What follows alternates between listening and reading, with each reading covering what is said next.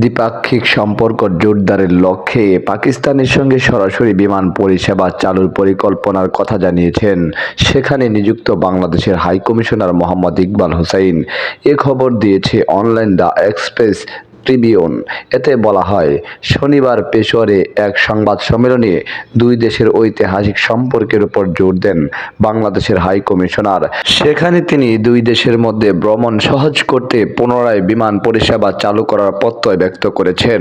তিনি উল্লেখ করেছেন, এ ধরনের পদক্ষেপ উভয় দেশের মধ্যে পর্যটন, শিক্ষা এবং বাণিজ্য সহ বিভিন্ন ক্ষেত্রে সহযোগিতা বাড়াবে।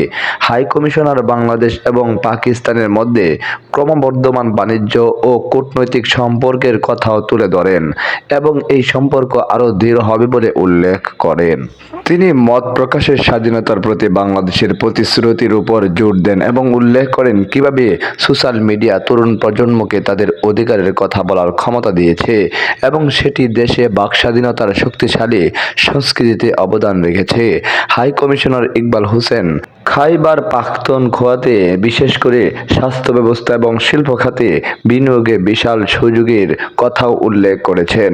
তিনি পাকিস্তানে বাংলাদেশি পণ্যের চাহিদার কথাও উল্লেখ করেন এবং এর পাশাপাশি চট্টগ্রাম এবং করাচিকে সংযুক্তকারী শিপিং রুটের মাধ্যমে দুই দেশের মধ্যে বাণিজ্য চলছে বলেও জানান।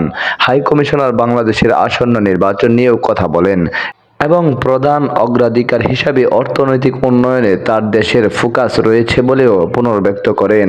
প্রতিরক্ষা খাতে ব্যতিক্রমী সক্ষমতার জন্য পাকিস্তানের বিমান বাহিনীর প্রশংসাও করেন তিনি।